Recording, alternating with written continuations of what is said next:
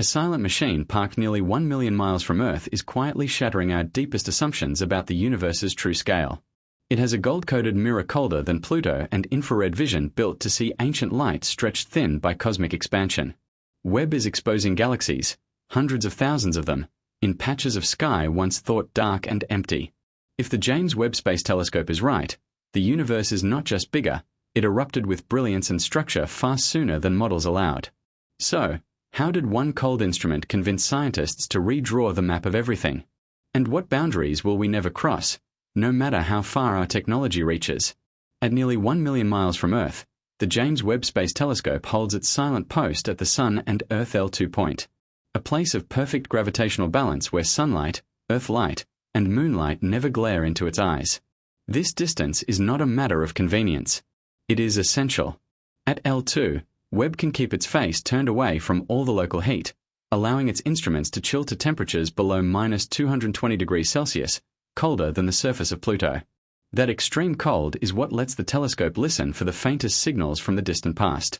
The telescope's giant mirror spans 6.5 m across and is made of 18 hexagonal segments coated in a whisper-thin layer of gold. It is designed for one purpose: to reflect and focus the faintest whispers of infrared light. Gold is not chosen for looks. Gold reflects infrared wavelengths with over 95% efficiency, letting Webb collect more ancient photons than any telescope before it.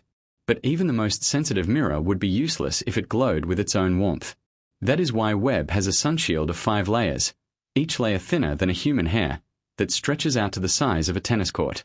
The sunshield blocks 99.999% of the heat from the Sun, Earth, and Moon.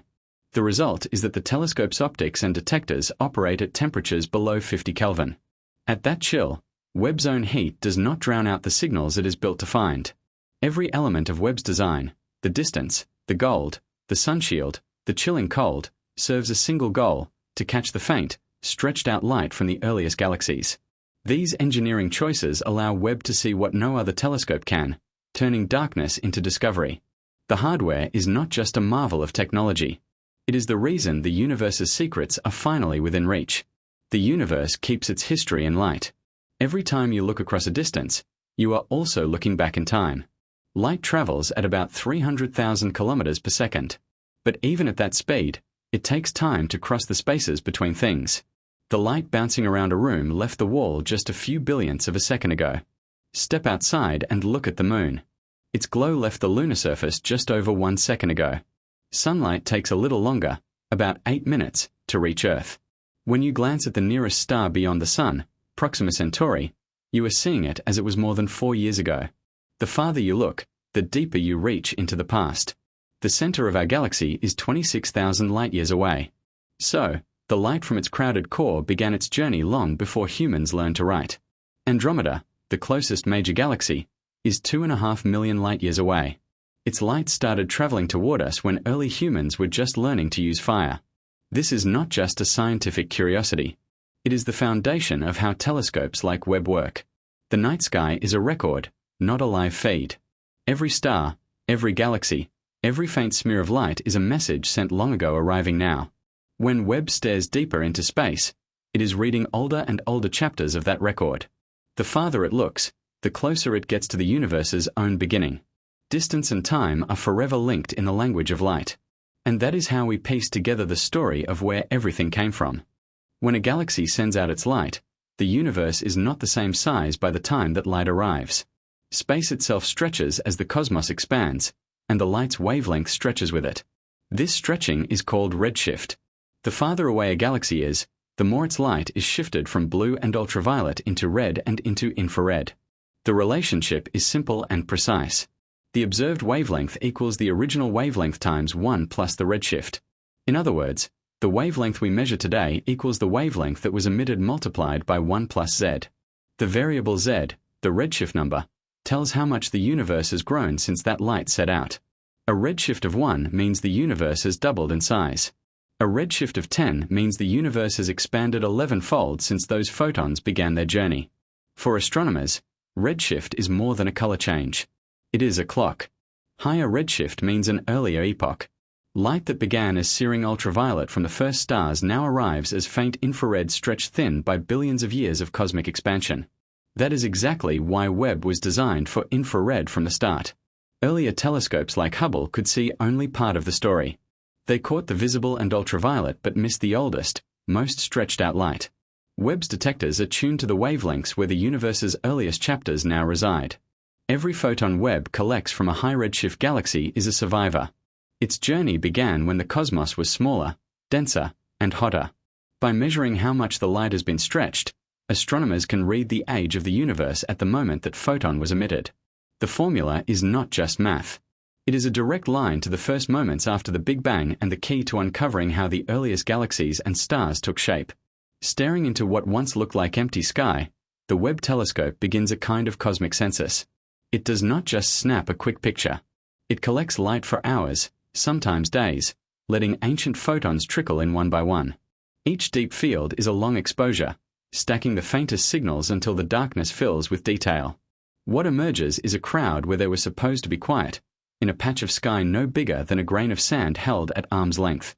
Webb uncovers hundreds, sometimes thousands of galaxies, many shining far brighter than models dared predict for this early era.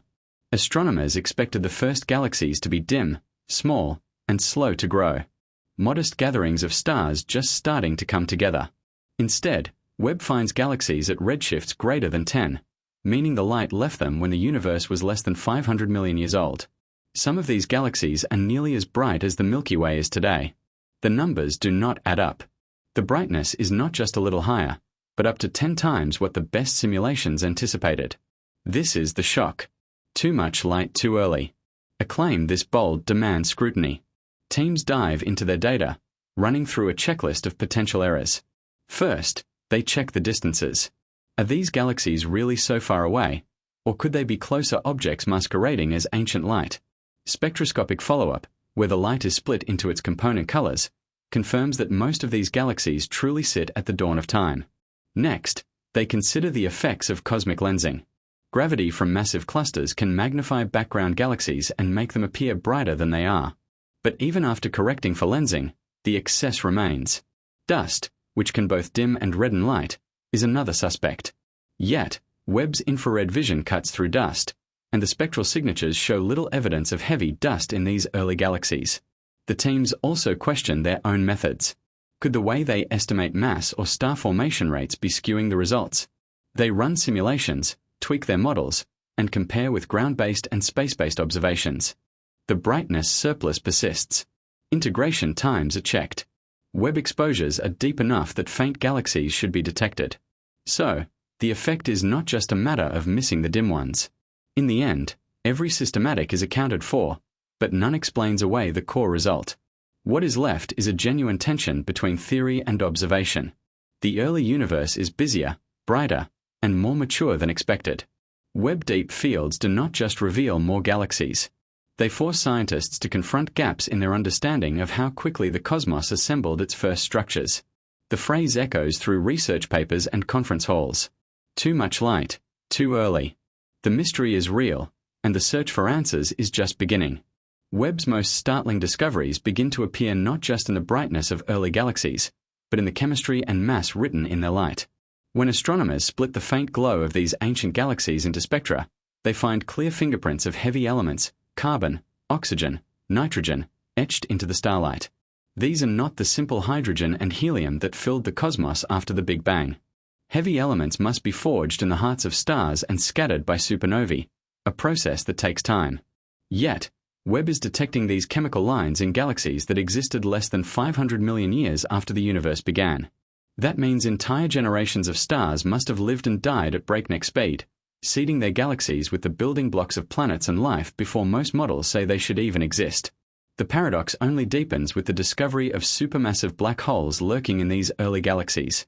Some of these black holes tip the scales at more than 1 million times the mass of the Sun, already fully formed when the universe was still in its infancy. Standard theories suggest black holes grow by feeding on gas and merging with others. But even at the fastest possible rate, the so-called Eddington limit, it should take hundreds of millions or even a billion years to reach such enormous sizes. Yet, Webb's NIR spec instrument reveals broad emission lines and energetic outflows that leave little doubt. These giants are already in place less than 500 million years after the Big Bang. Theorists are now racing to explain how these cosmic heavyweights arrived so early. One idea is that the very first stars known as population 3 stars were far more massive than those forming today, perhaps hundreds of times the mass of the Sun. When these titans died, they could have collapsed directly into black holes large enough to skip the slow growth process. Another possibility is that dense clouds of pristine gas collapsed under their own gravity, forming black holes directly without ever becoming stars. Some teams propose that the early universe was so crowded and chaotic, with galaxies merging constantly, that black holes could grow quickly through repeated collisions and rapid inflows of gas. Each scenario comes with its own challenges, and none yet matches the speed and scale that Webb is uncovering. Spectroscopic evidence continues to mount. In one case, a galaxy at redshift 13, meaning its light has traveled for over 13 billion years, shows both oxygen and carbon in its spectrum, signatures that require at least one previous generation of stars. In another, the broad lines seen in the spectra of a galaxy at redshift approximately 8.7 points to a central black hole already millions of times the mass of the Sun. These findings are not isolated. They appear across multiple deep fields and independent surveys, from jades to sears to glass. Every time a new spectrum is captured, the story grows more complicated. The result is a universe that looks mature and structurally advanced far earlier than theory allowed. Heavy elements and giant black holes are not rare exceptions. They are turning up wherever Webb looks deeply enough. It is a forensic puzzle. How did the cosmos pack so much growth, enrichment, and complexity into such a short window of time? As the evidence piles up, the search for answers drives new models and fierce debate, setting the stage for the next great census. Just how many galaxies and how much hidden structure fill the observable universe? The Cosmos Web